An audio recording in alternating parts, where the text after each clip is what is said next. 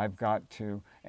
It's interesting because being born and raised a Catholic was very fascinating because I collected these really beautiful holy cards from Italy, and they had like 18 karat gold borders, and they were like just you know, and I was and in one drawer I had all of these holy cards that were, you know, Catholic saints, and in another one I had baseball cards, you know, so like there was my balance, right?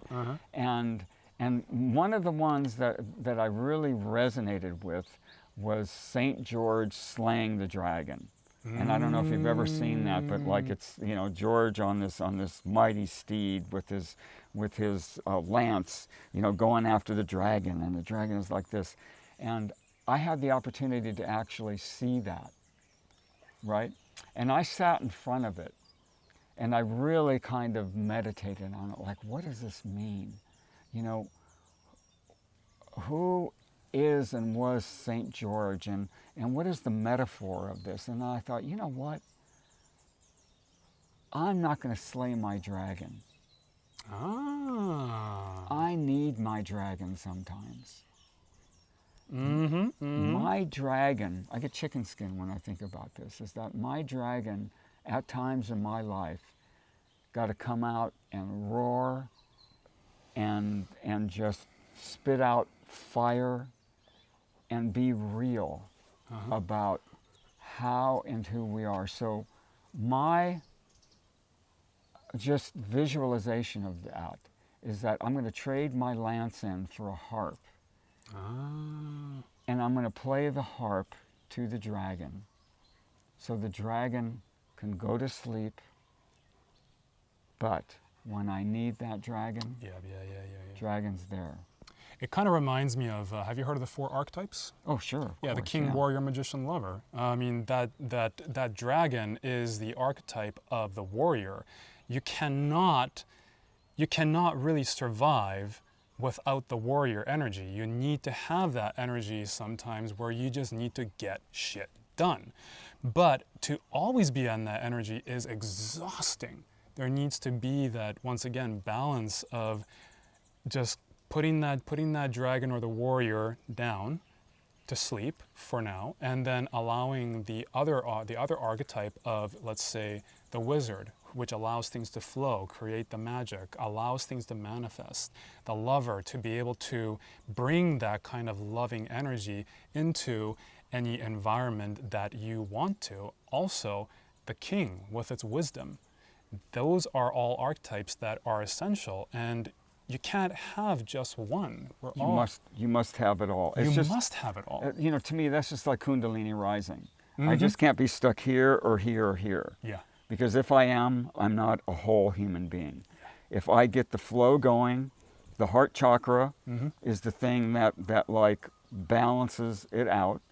But I can be stuck in my head. I can be stuck in my lower chakras, or I can be stuck in my heart. Yeah. And they're all gateways, and they all really need to resonate. And in regards to, you know, to those 4 archetypes, we really must appreciate that we have all 4 of those, but yet not get lost in each one, because we can get lost. I mean, you know, the warrior can just be, you know, the guy that just runs around, and if you give him, you know, money, he'll just go and kill anybody, right? But the true warrior has a passion for freedom. And that passion for freedom is so strong and so powerful that warrior will sacrifice his self for others. That's what the warrior's all about. Yeah, it's all about the responsibility of the sword, because a sword is a powerful, powerful weapon, not just in terms of the physical, but also as a symbol. It is a powerful, powerful weapon. And the purpose of the sword is not to always just go and slay and just to swing around. The sword I mean, any man who is handed a sword, is passed down the sword, is given the responsibility to know when to wield it, when to use it. And that is where I feel like the powers that be that are out there right now who are making up all the decisions, they've got the sword, and I feel they are just saying, well, this is my power right here, and I will swing it wherever way I want to swing it. Yeah. And it really is unfortunate, because once again I feel like that is coming at a cost. Getting back to that, can't have one thing without sacrificing another. It's coming at the cost, a huge cost of so many different areas, Yeah. Well, and basically, I mean, everything to me has a price, even people. Yeah.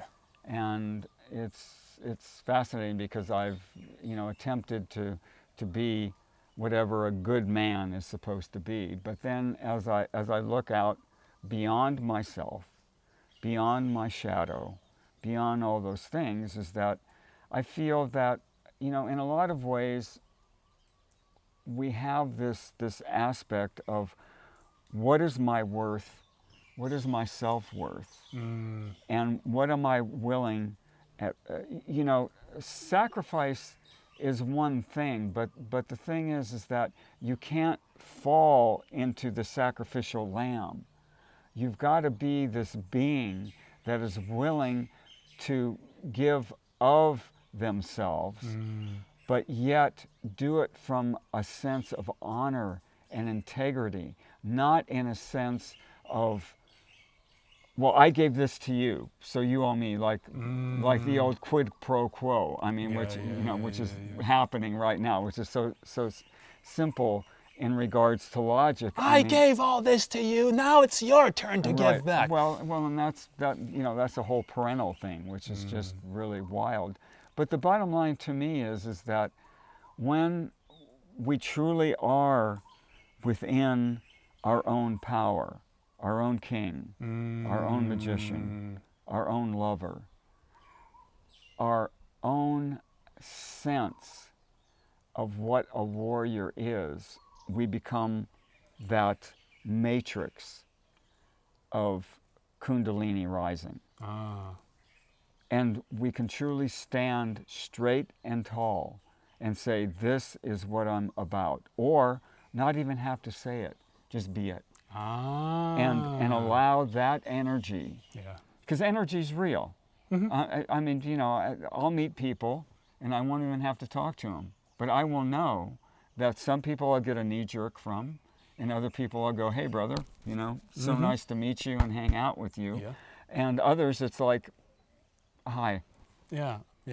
It's like an instinctive knowing, like you kind of vibe off of people that you meet, and I'm sure you've had that, as you've had similar experiences as well, where you go into a room and without knowing why, you just click with people. You click with some people, and with other people you just don't click whatsoever, no matter what you may try or do. Hey, we got our mascot back. Went away for a little bit, decided to come back in frame. So what I want to kind of transition into, because I mean,